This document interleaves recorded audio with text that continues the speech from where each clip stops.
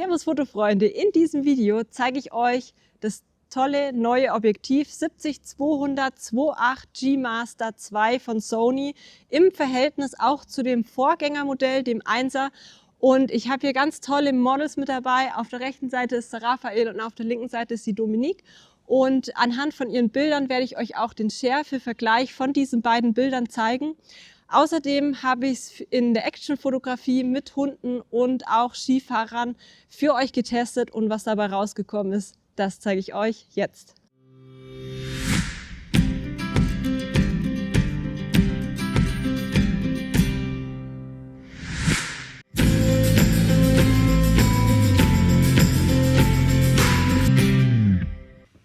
Das aktuelle Topmodell von Sony, das 70-200 2.8 GM OSS 2, ist besonders für Hochzeits-, Porträtfotografen, aber auch für Tierfotografen perfekt geeignet. Schauen wir uns erstmal die Box an. Das ist die typische Standardbox von Sony und darin findet man dann auch die normale Tasche, die gepolstert ist.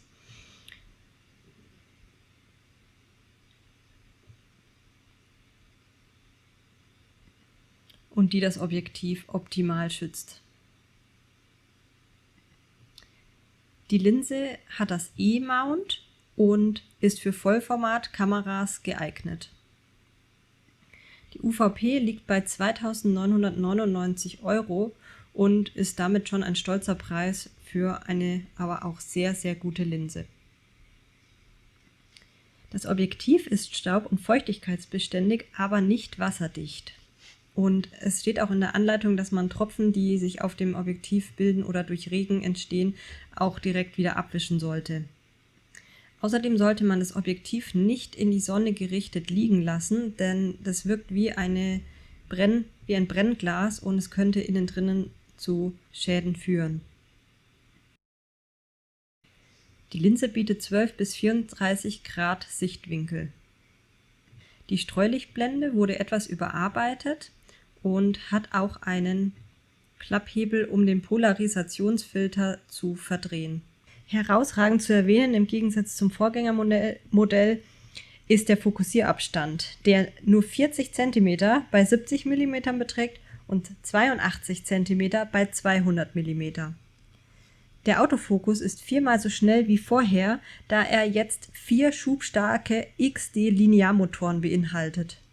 Die Linse wurde mit einer Fluorbeschichtung geschützt, um Verschmutzungen zu vermeiden. Außerdem kann jetzt das Objektiv auch während dem Zoom-Vorgang den Autofokus benutzen. Der Filterdurchmesser ist bei 77 mm geblieben. Jetzt zeige ich euch nochmal hier die Unterseite und auch die seitliche Ansicht.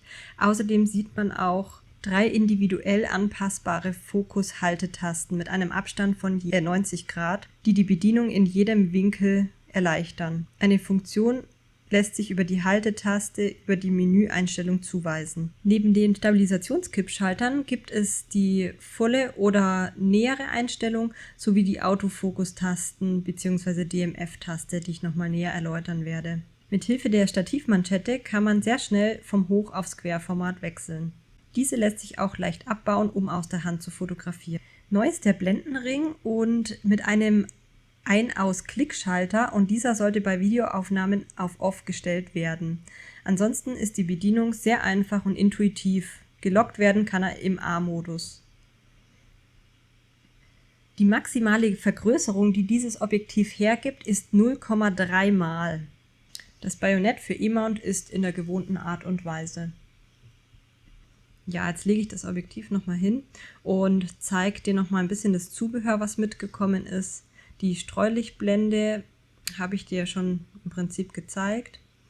Und dann gibt es wie immer diesen Quick Starter Guide in verschiedenen Sprachen, aber auch die normale Hülle, diese normale Sony-Tasche in der entsprechenden Größe. Die finde ich immer super. Die habe ich auch in meinem Rucksack immer so drinnen verstaut. Da könnte man noch die Halterungen dran machen und ich zeige euch auch nochmal die Polsterung unten, denn das ist so richtig dickes Polster und es ist sogar noch ein zweites drin, damit es von der Höhe her auch genau passt. Das hat unten einen Klettverschluss dran Und daran sieht man schon, wenn ich es rauskriege, ja, daran sieht man schon, dass das wirklich eine super Polsterung ist. Und ich empfehle, die Tasche einfach in den Rucksack zu packen und dann da das Objektiv rein. Damit ist es einfach optimal geschützt. Auf den ersten Blick fällt auf, dass das Objektiv deutlich leichter geworden ist als der Vorgänger. Und um das zu überprüfen, werde ich jetzt gleich nochmal meine Waage rausholen und es direkt für euch wiegen. Denn rein von der Handhabung her ist es wirklich genial leicht. Das Objektiv hat 1260 Gramm und damit ist es ungefähr 30% leichter als der Vorgänger und Sony behauptet sogar, dass es das leichteste Modell auf dem Markt wäre. Jetzt seht ihr den Vergleich nochmal zwischen dem neuen Objektiv oben mit ein paar mehr Knöpfen und dem alten Objektiv, dem 1er, unten. Das wirkt etwas länger, das liegt aber daran, dass die Streulichtblende einfach etwas länger ist. Jetzt zeige ich es euch nochmal kurz von unten. Auch da gibt es diesen Lockknopf mehr, aber ansonsten sehen sie schon recht gleich aus. Nachdem ihr jetzt das Unboxing gesehen habt von dem neuen 70-200, werden wir jetzt mal einen Schärfevergleich machen und dazu werde ich euch dann mal ein paar Porträtaufnahmen von der Dominique und vom Raphael zeigen und diese jeweils mit dem neuen Objektiv und einmal mit dem alten Objektiv aufnehmen und euch dann genau zeigen, wo die Unterschiede liegen und welches Objektiv letztendlich besser abschneidet.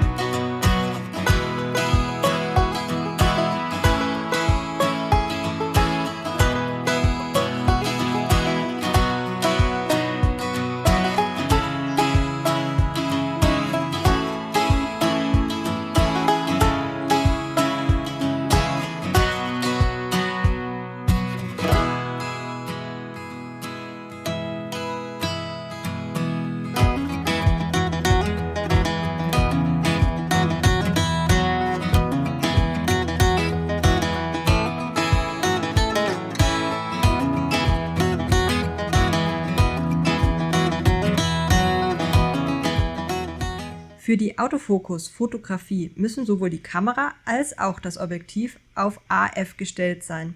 Für die manuelle Fotografie müssen entweder die Kamera oder das Objektiv oder beide Teile auf manuellen Fokus gestellt sein. Fulltime DMF unterstützt genaue Fokussierung, wenn der Hebel auf On steht, wird nämlich die manuelle Fokussierung automatisch durch Drehen des Fokusrings aktiviert, selbst bei Aufnahme im AFC-Modus. So sind schnelle Korrekturen möglich, wenn der Autofokus auf das falsche Motiv gerichtet ist. 3 optische Bildstabilisierungsmodi gibt es und der erste stabilisiert ganz normal, der zweite Modus ist für Schwenkaufnahmen gedacht und der dritte Modus für schnelles Wechseln des Bildausschnittes. Mit Blende 2.8 zeige ich euch hier nochmal den direkten Vergleich, links das neue Objektiv, rechts das alte. Und hereingezoomt sieht man schon, dass die Augen etwas schärfer sind beim neuen Objektiv als rechts beim alten und es etwas heller wirkt. Das bestätigt sich auch bei dem nächsten Bild und auch dort sieht man, das linke neue ist etwas heller und wenn man sehr nah hineinzoomt auf ungefähr 300%, ist auch das Auge etwas schärfer als rechts. Dann zeige ich euch noch eins bei Blende 9 auf dem Berg und auch hier werde ich dann einmal in voller Auflösung das Bild zeigen und einmal hereingezoomt und auch da ist es etwas heller und etwas schärfer. Hier kommt ein kleiner Einblick direkt ins Shooting mit Autofocus Tracking und ich muss sagen, die Kamera hält die ganze Zeit perfekt scharf. Nochmal ein anderer weiterer Moment.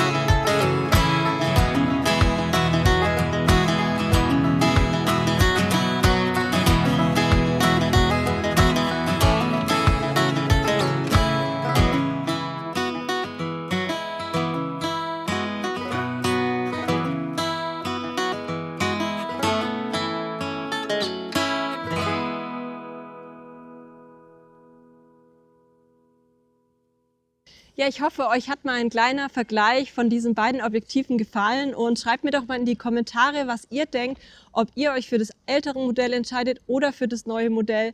Ja, ich tendiere zum neuen Modell, ich werde das neue Modell behalten und ich bin gespannt auf eure Kommentare. Abonniert gerne meinen Kanal, bis zum nächsten Mal, eure Janina.